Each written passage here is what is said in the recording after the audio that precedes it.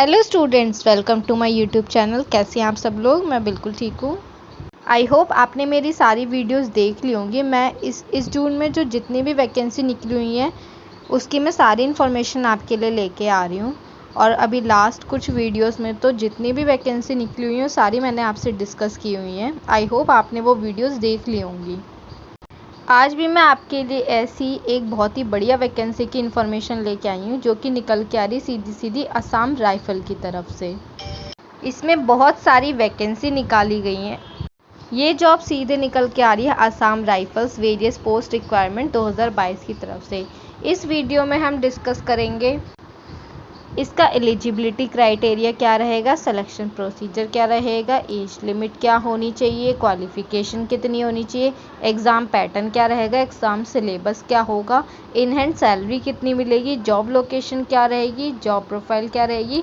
ये सब कुछ आज हम इस वीडियो में डिस्कस करेंगे। तो चलिए वीडियो स्टार्ट करते हैं। सबसे पहले हम इसमें पोस्ट की बात करेंगे कि असम राइफल्स में कौन कौन सी पोस्ट पे जॉब निकली हुई है।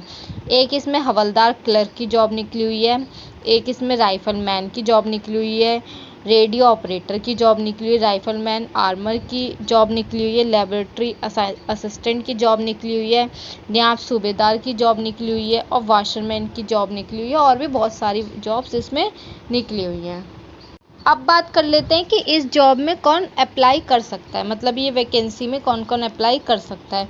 जो स्टूडेंट 10 पास हो, जो स्टूडेंट 12th पास हो और जो स्टूडेंट ग्रेजुएशन पास हो, वो स्टूडेंट्स इस जॉब में अप्लाई कर सकते हैं। बेसिकली असम राइफल है क्या? असम राइफल फोर्स एक इंडियन आर्मी की ओल्डेस्ट ब्रांच है, तो इसलिए आप कंफ्यूज मत होइएगा कि असम राइफल कुछ अलग ही है। ये एक इंडियन आर्मी की ओल्डेस्ट ब्रांच है।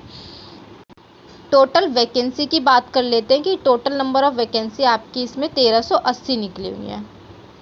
अब बात कर लेते हैं इम्पॉर्टेंट डेट्स की। तो ये जो फॉर्म है वो 6 जून को स्टार्ट हो गए हैं और इसकी जो लास्ट डेट है वो 20 जुलाई है।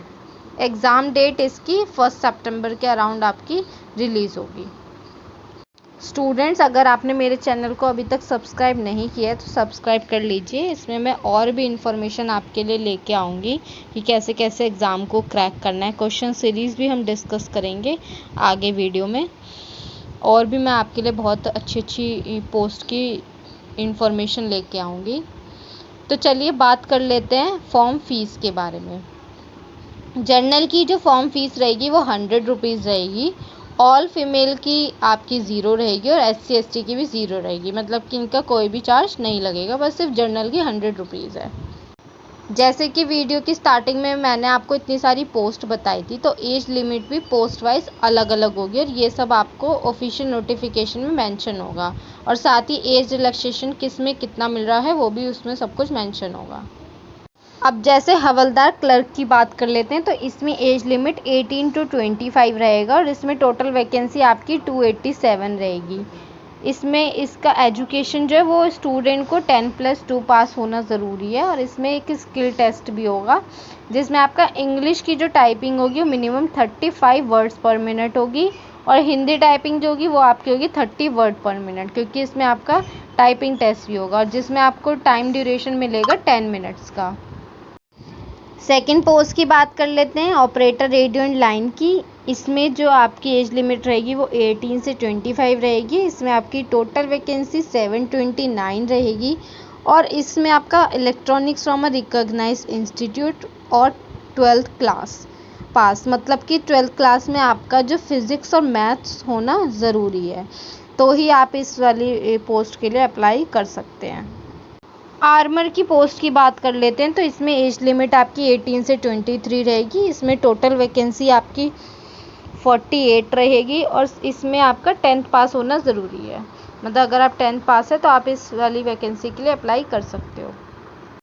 अच्छा स्टूडेंट, सबसे मेन इम्पॉर्टेंट पॉइंट जो मैं आपसे डिस्कस करूँगी वो ये है कि इसमें जैसे बहुत सारी पोस्ट निकली हुई है और अगर आप मान लीजिए 2-3 पोस्ट के लिए आप एलिजिबल हैं, ठीक है, तो आप उस पोस्ट में आपको ये फॉर्म हर पोस्ट के लिए अलग अलग फिल करना पड़ेगा। आप एक में ही काम नहीं चला सकते।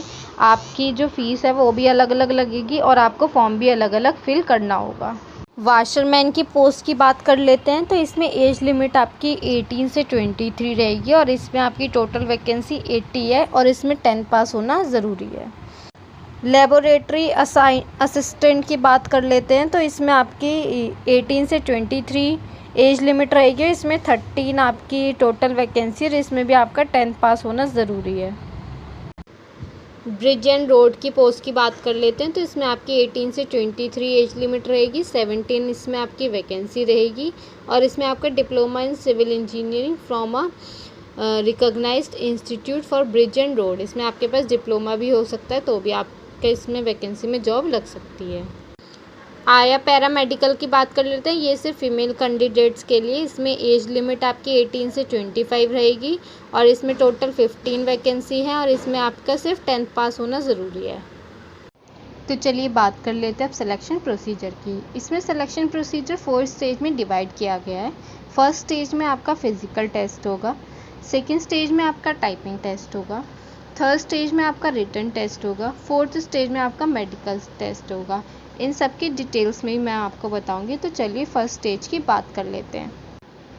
फर्स्ट स्टेज में जैसे फिज़िकल टेस्ट होगा तो इसमें फ़िज़िकल मेज़रमेंट देखा जाएगा कि इसमें मेल में कितनी चेस्ट होनी चाहिए और फीमेल में कितनी उनको मतलब मेज़रमेंट होना चाहिए। तो वो सब कुछ इसमें ऑफिशियल नोटिफिकेशन में आपका मेंशन किया हुआ है, तो उसको आप अच्छे से रीड कर लीजिएगा। इसके साथ ही आपका फ़िज़िकल एफिशिएंसी टेस्ट भी होगा जिसमें आपकी रनिंग देखी जाएगी। जैसे मेज़रमेंट में आपका कैटेगरी वाइज है, जैसे मेल में जो है वो 170 और फीमेल में आपका 157 हाइट होना चाहिए और आपका जो मेल में है जो नॉर्मल लोगों में वो 80 है चेस्ट जो है वो, और एक्सपेंडेड जो 85 है जो अदर पोस्ट के लिए। एसटी में आपका जो है वो है 162.5 मेल में जो हाइट है और फीमेल में आपका एसटी में 150 है हाइट और नॉर्मल में जो एसटी में मेल जो है वो 78 है और एक्सपेंडेड में 83 है। तो इस तरीके से आपकी फ़िज़िकल मेज़रमेंट है। रनिंग की बात कर लेते हैं तो जो मेल है वो 5 किलोमीटर उनको मतलब रनिंग करनी होगी 24 मिनट में और फीमेल को 1.6 किलोमीटर रनिंग करनी होगी 8 मिनट 30 सेकेंड्स में। तो इस तरीके से आपकी दोनों चीज़ें आपको इस तरीके क्वालिफाई करनी होंगी। अगर आप क्वालिफाई कर जाते हैं उसके बाद आपका डॉक्यूमेंट वेरिफिकेशन होगा। इसमें आपको जो पेपर होंगे वो सेल्फ अटेस्ट करने होंगे और डॉक्यूमेंट्स में आपके ऑफिशियल नोटिफिकेशन में मेंशन किया गया है वो सब कुछ आपको लेके जाना होगा। तो ये तो आपकी फ़र्स्ट स्टेज थी। सेकेंड स्टेज में आपका कंप्यूटर टेस्ट होगा, कंप्यूटर टाइपिंग टेस्ट। अगर आप उसको क्वालिफाई कर लेते हैं उसके बाद आपका थर्ड स्टेज में आपका रिटन टेस्ट होगा जो 100 मार्क्स का होगा, उसकी आपकी कट ऑफ बनेगी और फोर्थ स्टेज में आपका होगा मेडिकल टेस्ट। तो इस तरीके से आपकी चारों स्टेज होंगी। फाइनली बात कर लेते हैं कि किस पोस्ट पर आपको कितनी सैलरी मिलेगी। हवलदार की पोस्ट पर आपको 36,000 मिलेगी जो आपके 12th बेस पे, अगर आप 12th पास कर चुके हैं तो आप हवलदार की पोस्ट के लिए अप्लाई कर सकते हैं। ट्रेड न्याय सूबेदार में आपको मिलेगी 40,000 आपको सैलरी मिलेगी।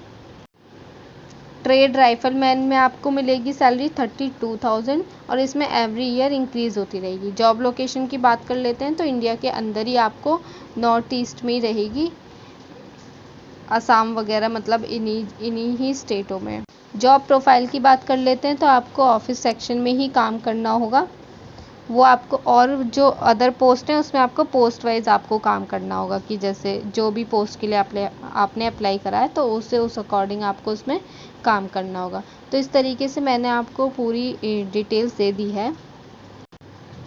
आई होप कि इसमें कोई भी इंफॉर्मेशन रह नहीं गई हो। इसमें मैंने आपसे सब कुछ ही डिस्कस किया है। तो आप अगर एलिजिबल हैं तो आप इस वैकेंसी के लिए ज़रूर अप्लाई कीजिए और जल्दी मिलते हैं हम नेक्स्ट वीडियो में।